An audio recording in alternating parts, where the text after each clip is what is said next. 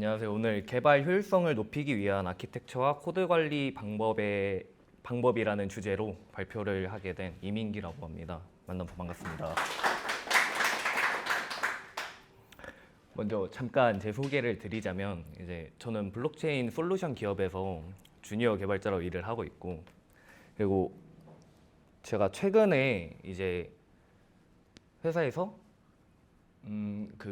해당 솔루션의 어드민 페이지랑 그리고 해당 솔루션의 그 문서에 대해서 프론트엔드로 작업을 해야 될 일이 생겨서 그 프로젝트를 어떻게 만들어야 될까에 대해서 고민을 하다가 시작된 그 여정인데, 그 여정에 대한 주제로 오늘 발표를 시작하게 되었습니다. 발표 시작하겠습니다. 먼저 목차입니다.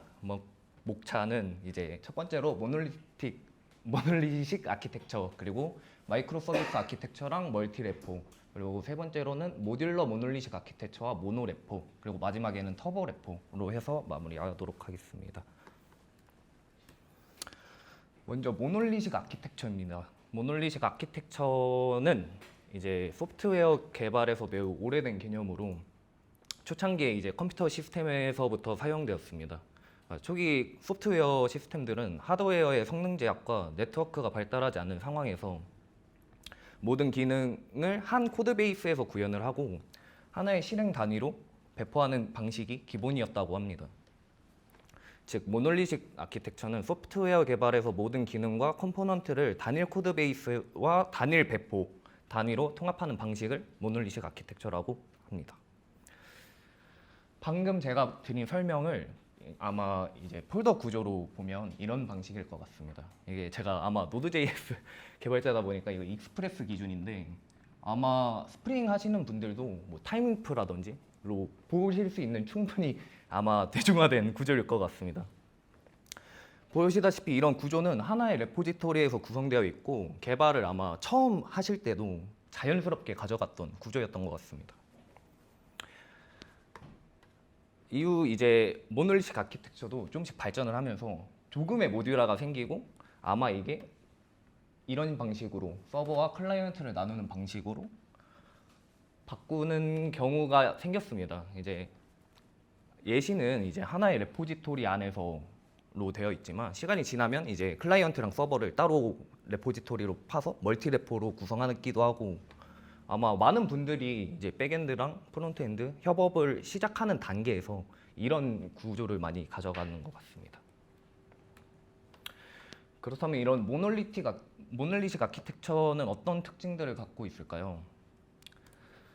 첫 번째로 이제 단일 코드 베이스와 단일 배포 단위를 갖고 있습니다. 그러니까 이전에 봤던 폴더 구조들의 특징들이 어플리케이션의 모든 모듈들, 뭐 UI나 데이터베이스 또는 뭐 비즈니스 로직, 서버, 뭐 이런 모든 개념들이 하나의 애플리케이션으로 통합되어 실행이 됩니다.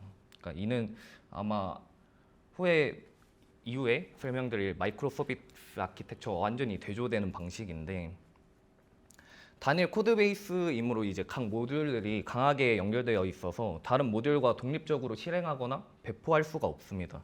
그래서 모듈이 강하게 연결되어 있어서 장점도 물론 있습니다. 장점으로 이제 개발 초기 단계에서 그 단순하다 보니까 좀 더 빠른 MVP를 만드는 데 효율적이라는 장점이 있습니다. 또한 같은 장점으로 이제 단일 레포지토리 안에 있다 보니까 배포 및 테스트가 용이합니다. 이게 단일 배포라는 게 아시다시피 상당히 편리합니다. 이게 여러 가지 배포를 한 번에 하면 되게 불편한데, 저희 회사에서 이제 솔루션 자체가 MSA 기반으로 구성되어 있어서 처음에 이제 각 서비스가 독립적으로 존재하니까 이제 서비스마다 CI/CD나 이런 배포를 CI/CD 구조나 이제 개발 환경 구성을 계획적으로 설정을 해야 되는데, 처음 개발 시작할 때 이 시간이 꽤나 오래 걸렸었습니다. 근데 그런 거에 비해서는 모놀리식 아키텍처는 개발 환경을 구성하는 시간을 굉장히 단축하고, 배포 역시도 단일 배포 단위를 갖고 있기 때문에 확실히 장점이 있습니다.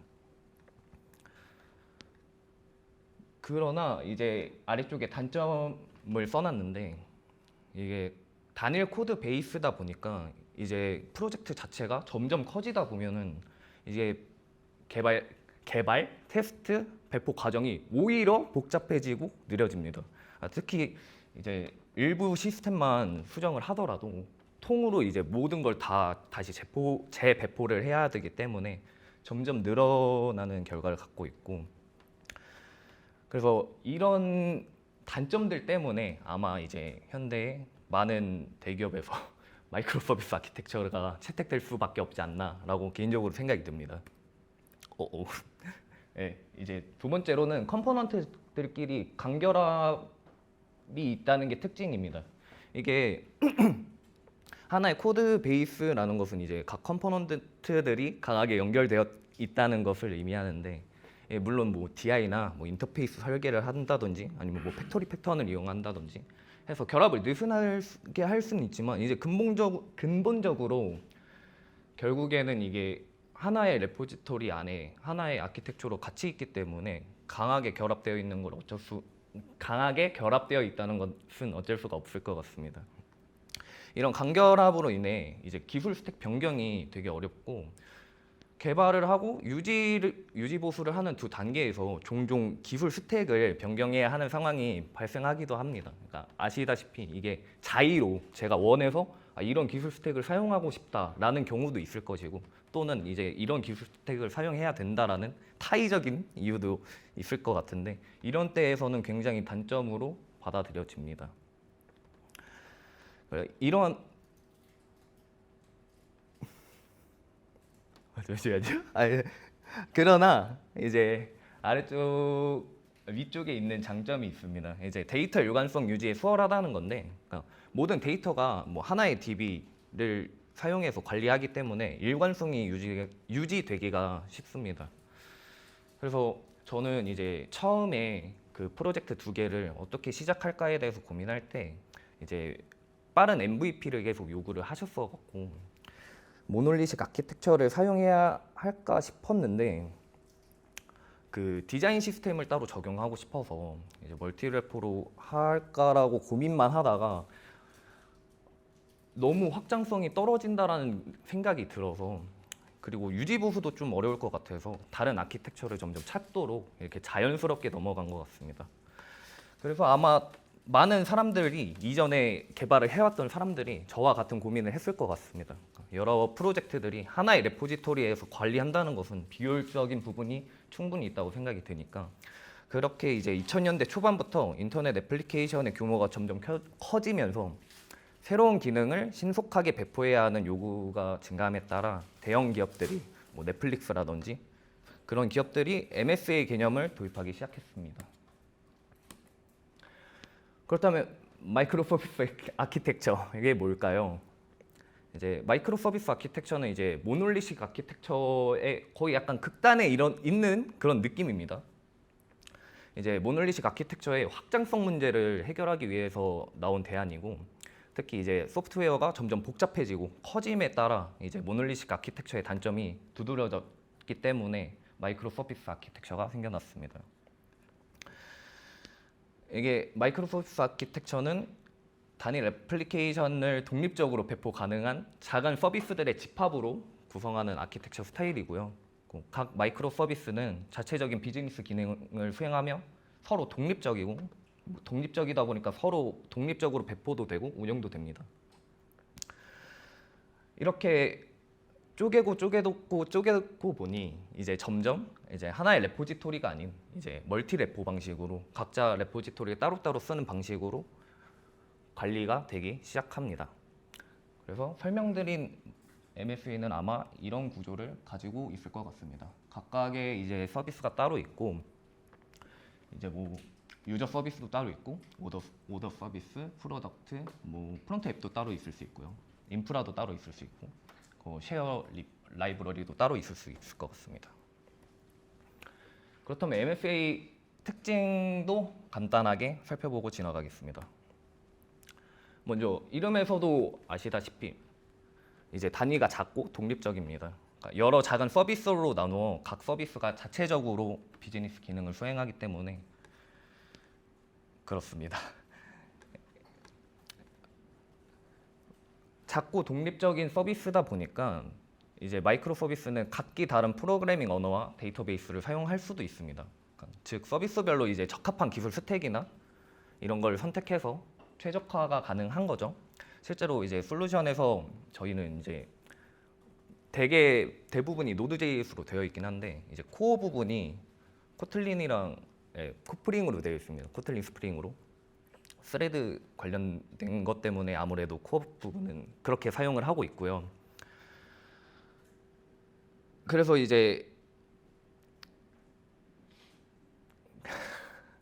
그래서 이제 이러한 이유로 마이크로 서비스 아키텍처에서 모듈화된 서비스는 서비스가 거대해지더라도 이제 여전히 최적화가 굉장히 최적화에 굉장히 적합합니다.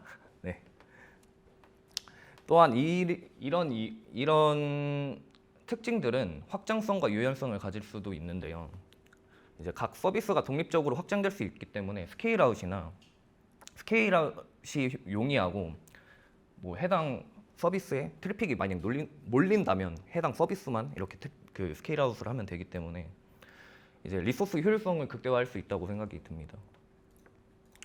그러나 이제 MSA는 결국에는 그 하나의 애플리케이션 내부적으로 이제 분산 시스템에 가깝다고 생각이 듭니다. 그렇다고 보니까 이제 각 마이크로 서비스가 서로 간에 통신하거나 뭐 예를 들어 데이터가 일관하지 않다던가 이런 분산 시스템의 단점들을 고스란히 가져간 것도 없지 않아 있습니다. 두 번째로는 방금 말씀드린 거에 이어서 서비스 간의 통신입니다. 그러니까 뭐 HTTP, 뭐 REST API나 뭐 gRPC 또는 뭐 메시지 큐 시스템 등을 이용해서 이제 마이크로 서비스들 간의 통신을 사용하는데 이제 코드로 엮여 있는 구조보다는 당연히 서비스 간의 결합을 느슨하게 할 수 있고 서로 데이터를 그런 식으로 이제 코드로 엮여 있는 구조보다 서비스 간의 결합을 느슨하게 합니다. 그러니까 그렇기 때문에 서비스 장애 격리가 가능하게 됩니다. 이게 MSA의 가장 큰 장점 중에 하나라고 개인적으로 생각이 드는데 특정 서비스가 만약에 다운이 된다든지 어떤 장애가 있어도 다른 시스템 전체에 대한 영향을 미치지 않도록 하는 설계가 가능합니다. 뭐 예를 들면 이제 어떤 하나의 하나의 그 쇼핑몰 애플리케이션이 있다고 생각이 들면 뭐 만약에 결제 서비스가 잠깐 일시적인 장애가 있다고 하더라도 사용자들은 뭐 제품들을 계속 확인할 수 있고 장바구니에도 계속 담을 수 있습니다. 이후에 이제 결제 시스템이 만약에 복구가 된다면 그때 결제를 해도 늦지 않으니까요. 그런 식으로 서비스 장애 격리에 대한 특징이 있습니다. 그러나 이제 반대로 내부적인 이제 통신이 점점 많아지면 이제 네트워크 관리 자체가 복잡해집니다. 그러니까 흔히 만약에 이제 클라이언트랑 서버에서도 일어나는 뭐 네트워크 지연이나 아니면 뭐 패킷 손실 또는 트래픽 관리 이런 등의 문제가 MSA는 내부적으로도 충분히 일어날 수 있습니다. 이로 인해 마이크로 서비스 아키텍처에서 통신 실패에 대한 복구 메커니즘이 꽤나 중요하다고 합니다. 또한 이제 각 서비스가 이제 자신의 데이터베이스를 가질 수 있지만 이게 데이터의 일관성의 문제를 유발할 수 있습니다. 만약에 네트워크가 계속 지연이 된다면 하나의 서비스에서는 뭐 예를 들어 제가 뭐 어떤 다시 쇼핑몰로 넘어가면 쇼핑몰에 들어가 있는데 만약 제 마일리지가 있는데 마일리지를 사용했는데 어떠한 쇼핑몰에서는 제가 마일리지를 사용한 걸로 나올 수는 있지만 해당 서비스에서 제가 마일리지로 사용했다는 것을 아직 못 받았을 경우도 있습니다. 그런 약간 지연이 있기 때문에 데이터의 일관성에 대한 문제도 좀 생각을 해봐야 될 것 같습니다. 그래서 저희 솔루션 같은 경우에는 그거를 일단은 메시징 큐를 기반으로 카프카를 쓸까 하다가 이제 나츠라고 좀 더 경량화된 게 있어서 그 문제로 이제 이 문제를 완화하려고 노력하고 있습니다. 여기까지 MSA에 대해서 간략하게 살펴보았는데 표로 보면 약간 이런 느낌일 겁니다. 이렇게 표를 보고 생각을 해보면 이게 MSA는 이제 대용량 트래픽이 있는 거대한 서비스에 좀 더 적합하고 모놀리식 아키텍처는 MVP 및 좀 작은 서비스에 적합하다는 생각이 듭니다.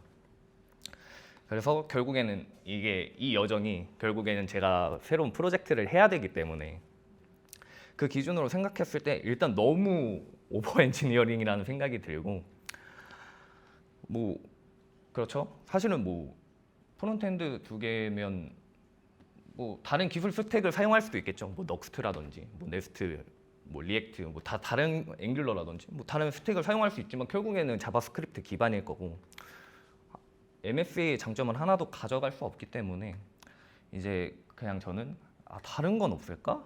라는 생각을 하게 됐습니다. 빠르게 MVP를 만들어야 하는 작은 서비스지만 아직 확장 가능하고 좀 더 모놀리식 아키텍처에 비해서 좀 더 유연하게 설계할 수는 없을까라는 생각이 들었습니다. 근데 뭐 아마 MFA를 검색하든 모놀리식 아키텍처를 검색하든 연관 검색어로 이렇게 둘이 같이 다닙니다, 항상. 근데 아키텍처는 저렇게 두 케이스로 나누어질 수도 있겠지만 현실은 이렇게 이분법적으로 나눠지지 않죠. 극단에 있는 두 개의 아키텍처로 프로젝트 설계가 끝나면 누구도 이런 프로젝트에 대한 설계로 고민은 하지 않을 것 같습니다. 그러다가 중간을 한번 찾아봤는데 이게 MSA가 결국엔 모놀리식 아키텍처의 모듈화를 계속 진행하다 보니까 MSA로 왔는데 그 중간 어딘가가 하나 있었습니다. 그게 바로 모듈러 모놀리식 아키텍처라는 이름으로 존재를 하긴 했습니다. 말 그대로 방금 설명드린 것처럼 이게 최근에 주목받긴 했지만 새로운 개념은 절대 아니고요. 오래전부터 있었고 이제 자연스럽게 MSA가 돼가는 그 도중에 있는 아키텍처라고 보시면 될 것 같습니다.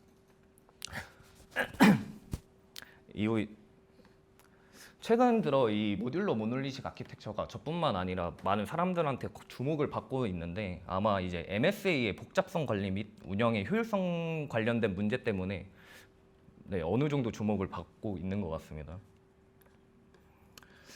모듈러 모놀리식 아키텍처는 모놀리식 아키텍처의 장점을 살리면서도 최대한 모듈화를 통해서 코드의 유지 보수성과 확장성을 개선하려는 접근 방식이고요. 어플리케이션의 여러 기능을 모듈로 나누어서 개발하고 관리하지만 그렇지만 문제는 아직도 하나의 단위로 배포가 됩니다. 이 모듈러 모놀리식 아키텍처를 폴더 구조로 보면 이런 식의 폴더 구조가 나올 것 같습니다. 보시면 이제 소스 안에 이제 커먼 폴더가 있고요. 이게 공통으로 사용될 수 있는 여러 유틸들이 들어갈 거고, 컴피그나 모듈스 내부에 이제 결국에는 기능적인 비즈니스 모델하는 이런 여러 가지 모듈들이 들어갈 거고요. 뭐 인터페이스나 뭐 테스트 이런 방법으로 폴더 구조를 가져갈 것 같습니다. 그러나 여전히 모듈러 모놀리식 아키텍처는 하나의 배포 단위이기 때문에 프로젝트가 커지면 빌드랑 배포가 느려진다는 문제점은 해결하지 못했습니다. 그래서 이것도 뭔가 저한테는 뭔가 납득되지 않는 설계여서 다른 방법은 또 없을까? 라는 생각을 하다가 터보레포라는 빌드 시스템 툴을 만나게 되었습니다. 이게 터보레포가 따로 뭐 아키텍처 및 코드 관리 전략은 아니고요. 이게 제가 생각하기에는 모듈러 모놀리식 아키텍처랑 모노레포에 해당하는 자바스크립트 빌드 시스템이라고 생각이 듭니다. 이게 터보레포는 모듈러 모놀리식 아키텍처의 그 단점인 빌드 및 배포 속도를 크게 향상시킬 수 있는 도구고요. 여러 모듈을 독립적으로 관리하면서도 효율적으로 빌드가 가능한 그런 빌드 툴입니다. 예시를 들고 온 게 이거는 백엔드 기준의 이제 터보레포 그 폴더 구조입니다. 이게 패키지 내부에서 이제 데이터베이스나 또는 뭐 ESLint나 TSConfig 이런 공통적인 라이브러리 및 모듈을 관리하고 있고요. 그리고 이제 실제 서비스는 API, 그 앱스 내부의 API, auth 이런 부분이 이제 실제 서비스입니다. 이거는 프론트엔드입니다. 앞에 백엔드와 마찬가지로 패키지 내부에 있는 설정들을 공유하고요. 뭐 프론트엔드 같은 경우에는 이제 만약에 두 개의 서비스가 공통적인 UI를 갖고 있을 수 있다면 이제 UI 역시도 패키지 내부에서 관리를 하게 됩니다.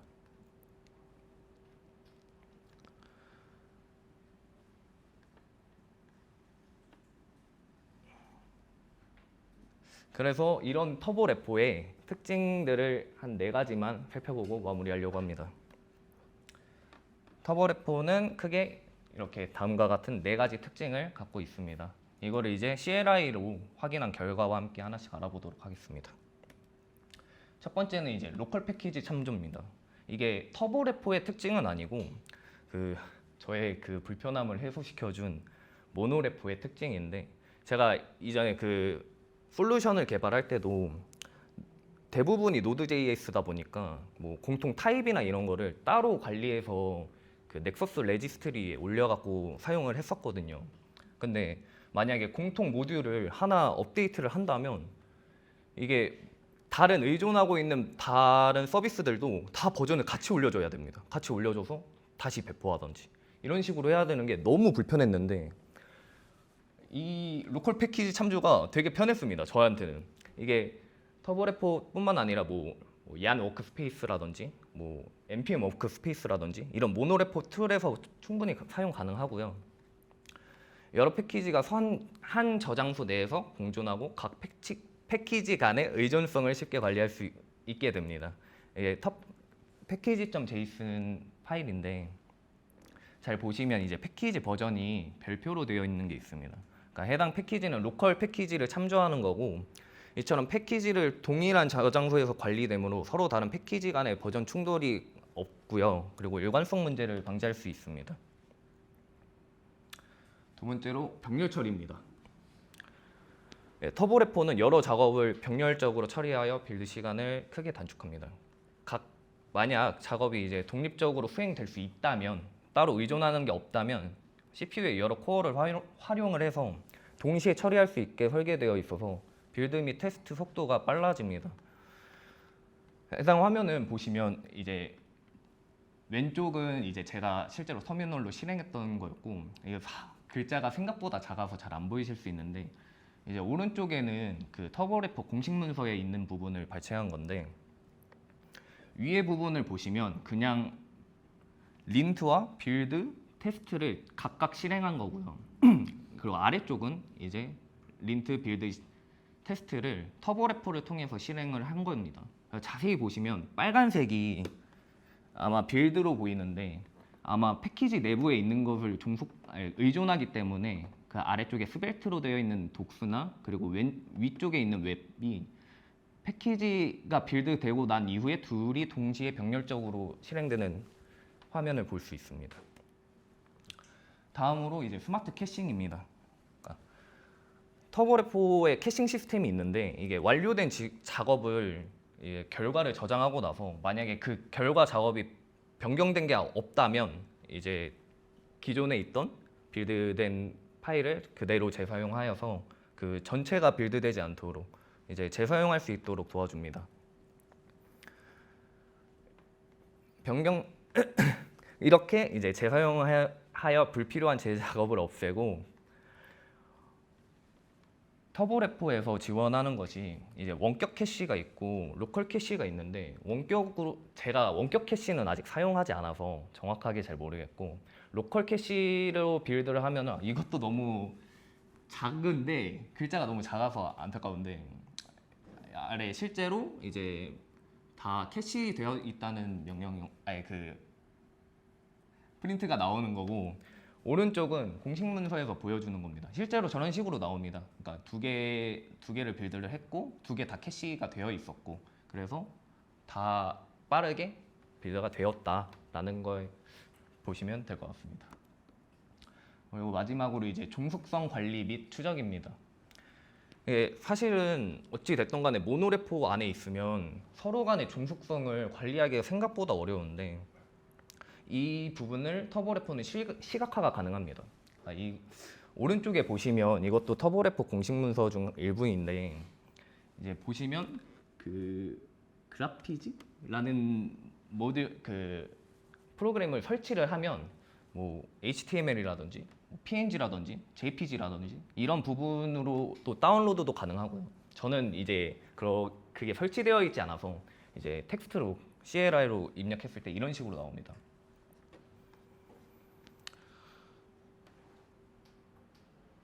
그래서 결론인데요. 그래서 여기까지가 이제 제가 회사 프로젝트 개발을 위해서 찾아다닌 여정이었습니다. 아키텍처와 코드 관리 방법에 대한 여정이었는데 결국 현재는 이제 터보레포를 이용해서 솔루션의 문서와 그리고 어드민 페이지 둘 다 개발을 하고 있고요. 아키텍처 및 코드 관리 방법은 뭐 정형화된 것이 아니다 보니까 각자 상황에 맞추어서 현재 자신에게 필요한 방법을 적용하면 될 것이란 건 아마 여기 계신 모든 분들이 잘 아실 거라 생각합니다. 근데 그러나 저는 이번 기회를 통해서 이제 모듈러 모놀리식 아키텍처라는 것도 알았고 그 모노레포 이런 것도 이번 기회에 대해서 좀 더 정의가 되어서 이게 그렇게 생각합니다. 알고 이거를 사용하지 않는 것과 몰라서 이걸 사용하지 않는 거는 분명한 차이가 있을 거라고 생각이 들고 앞으로 개발을 시작하실 때나 뭐 이럴 때 오늘 이런 아키텍처나 뭐 이런 빌드 툴들이 조금이나마 도움이 되셨으면 좋겠습니다. 감사합니다. 질문 받을게요. 질문 있으신 분? 터보레포는 그 로컬에서 빌드를 해가지고 직접 올리는 방식인가요?